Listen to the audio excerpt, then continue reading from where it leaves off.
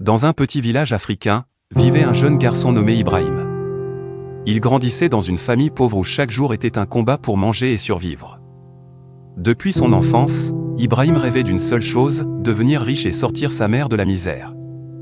Mais en grandissant, il devenait impatient. En voyant sur les réseaux sociaux des jeunes exhiber voitures, argent et vêtements luxueux, il commença à détester la lenteur de la vie au village. Pour lui, les études et le travail honnête prenaient trop de temps. Un jour, malgré les conseils de sa mère et de son ancien instituteur, Ibrahim quitta le village pour partir en ville avec l'espoir de devenir riche rapidement. Au début, la ville le fascinait, immeubles, lumière, voitures, musique, vie rapide. Mais très vite, la réalité devint difficile. Sans travail ni argent, il dormait parfois dehors et mangeait à peine. C'est alors qu'il rencontra un groupe de jeunes hommes vivant dans le luxe.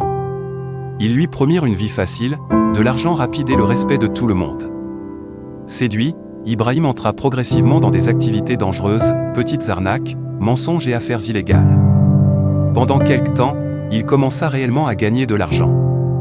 Il acheta de beaux vêtements, un téléphone cher et envoya même de l'argent au village pour impressionner sa famille. Mais derrière cette richesse rapide se cachait la peur permanente.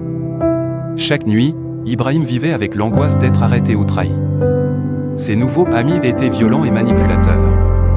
Peu à peu, il perdit la paix intérieure, le sommeil et même confiance en lui. Un jour, une affaire tourna mal. Plusieurs membres du groupe furent arrêtés par la police.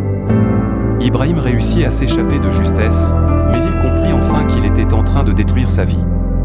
Seul, perdu et honteux, il se rappela des paroles de sa mère. L'argent sale peut remplir tes poches, mais jamais ton cœur. Touché par cette vérité, Ibrahim décida de changer complètement de vie. Le changement fut difficile.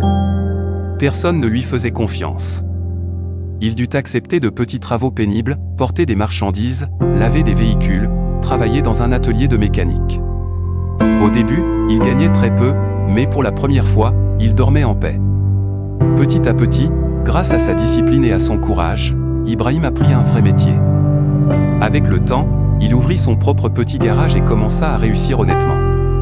Quelques années plus tard, il retourna dans son village, non pas avec une richesse arrogante, mais avec sagesse, maturité et dignité. Devant les jeunes du village, il partagea son histoire pour leur éviter les mêmes erreurs. Et il leur dit : la vraie réussite ne vient pas vite. Elle se construit avec patience, travail et honnêteté.